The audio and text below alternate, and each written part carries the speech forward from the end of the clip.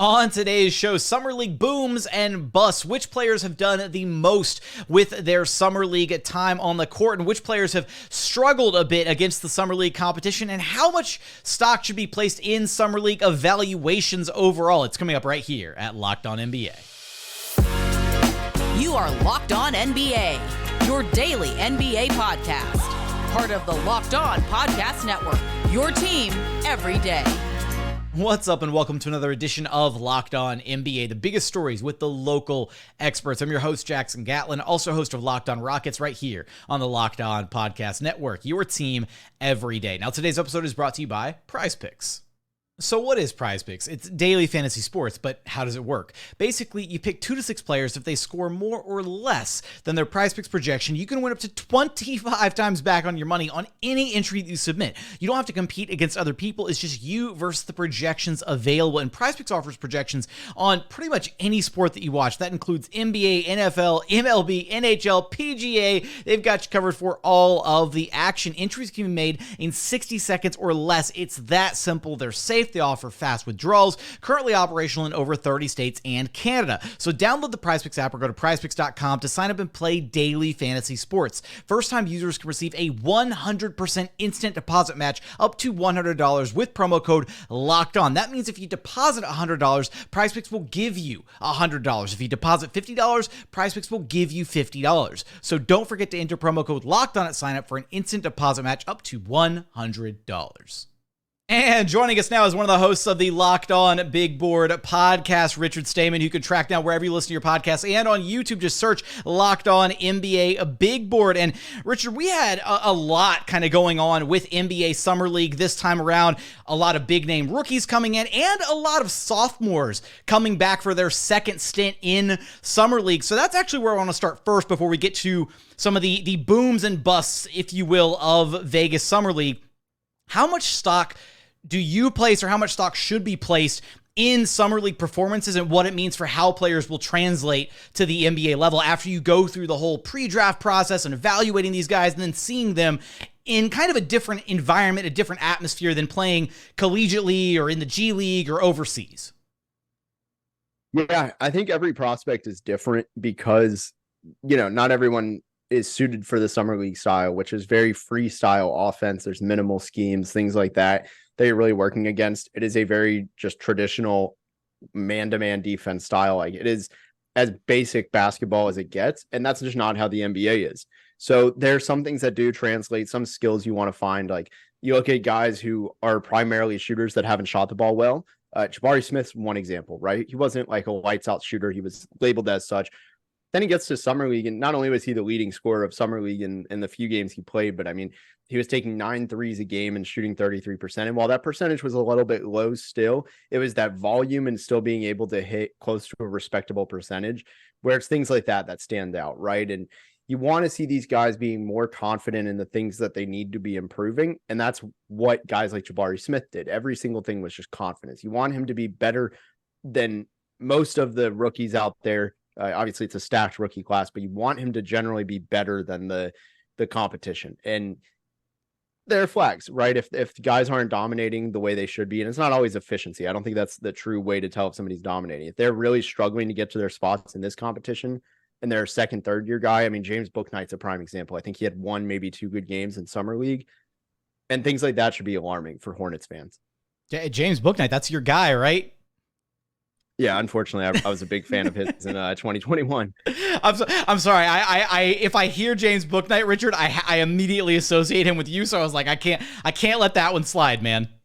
Hey, hopefully you associate me with Desmond Bane as well on the opposite end. There we go. I'll give you Desmond Bane for sure. And I know, kind of we're looking at Summer League as that idea of, rookies coming in, kind of showcasing themselves for their teams, ticket holders. It's kind of a bit of a marketing event also for the NBA, but how important is it? And I know you highlighted Jabari Smith Jr. there a moment ago, But for those second year guys, it really feels like Summer League is now becoming like this integral part of like development for not just the rookie class coming in, but also for these sophomore guys. I think this go around, we had at least like 2/3 of last year's draft class from the first round, at least, come back and play at least 2 or 3 games apiece in this year's Summer League, just to kind of, again, get that cohesiveness, play with their new teammates, understand coaching staff, schemes, that kind of thing. How important is it for those sophomore guys, those second year guys, to be able to come back and, like you said, kind of just display what they learned through their rookie campaign?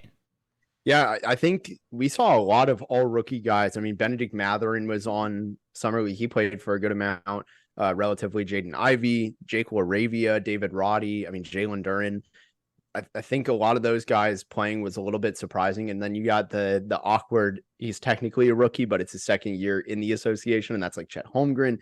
Like, there were a lot more than normal. And with those guys, generally, you just want to see them being, like I said, being able to do what they're supposed to do, right? Benedict Mathurin was very good, one of the top scorers in Summer League. A lot of the second-year guys ended up being that bunch. Jaden Hardy as well with the Dallas Mavericks. But generally, with those second-year guys, they should be the best player on the court when they're on there, right? They don't have to be the best player in the game every single time. Keegan Murray, for example, I think he had a 40-piece at one point in Sacramento, and like, you want to get that label of, hey, I'm too good for Summer League, get me out of here. And if you just play well in those first 2 to 3 games, you're done. And the Indiana Pacers, funny enough, that's actually a shirt I'm wearing right now, is Benedict Mathurin, just complete coincidence. And the entire Pacers lineup was returning guys from this last year for the most part. It was like Andrew Nembhard, you had Benedict Mathurin. I can't remember if Isaiah Jackson played or not, but I mean, it was one of the strongest Summer League teams, and all of them looked great. And that's a super promising sign for Pacers fans. Who in your eyes kind of boomed in Summer League and either stood out and was better than you expected them to be, or at least matched expectations kind of coming in? Because I feel like there were a few guys that maybe looked a little like busts in Summer League. We're going to get there in a minute, but we'll start with the positive guys first.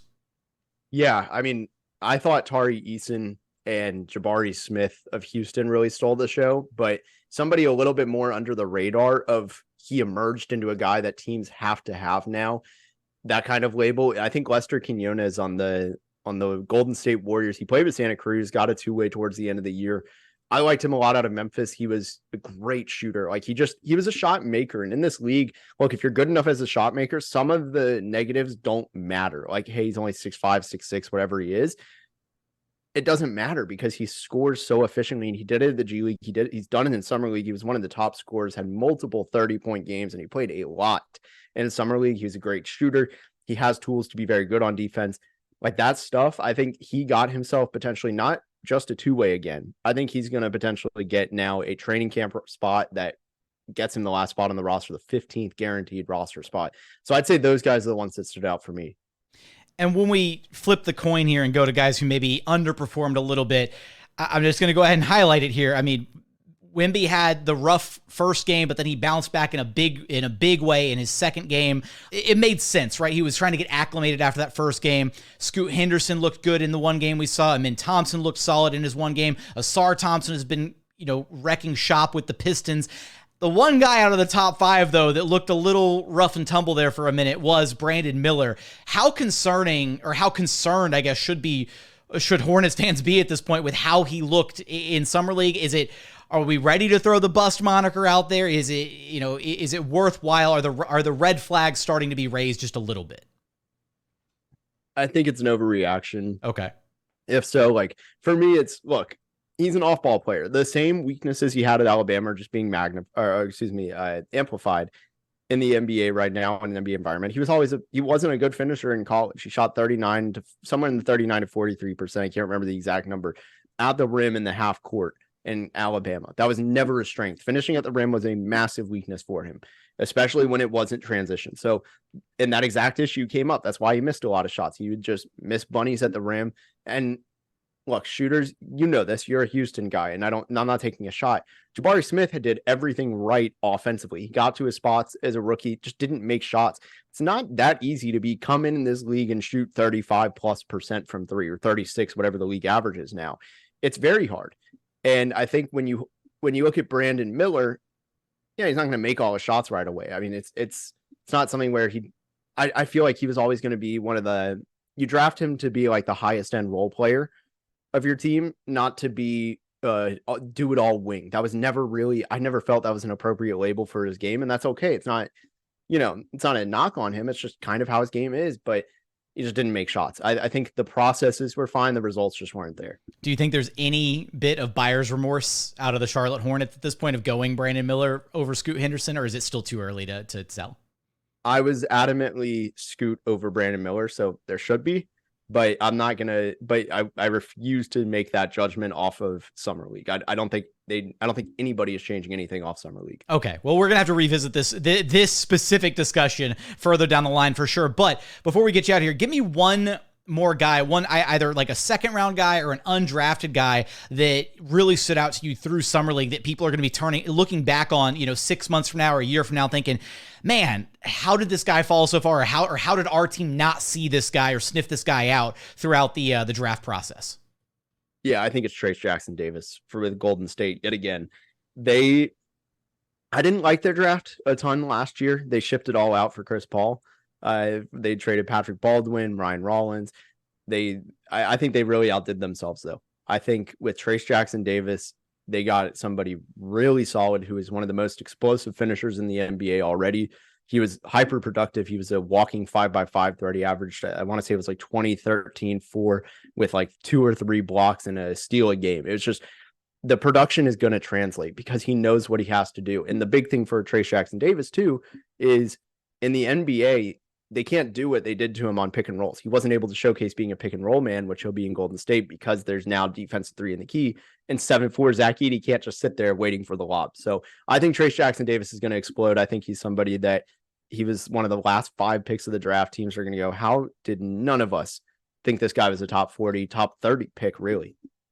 How will the Summer League booms and busts ultimately pan out at the NBA level? Which other undrafted second-round pick guys are going to suddenly shine that teams are going to be kicking themselves over? You'll have us covered for that and more over at Locked On NBA Big Board. Richard, I appreciate you stopping by Locked On NBA with me.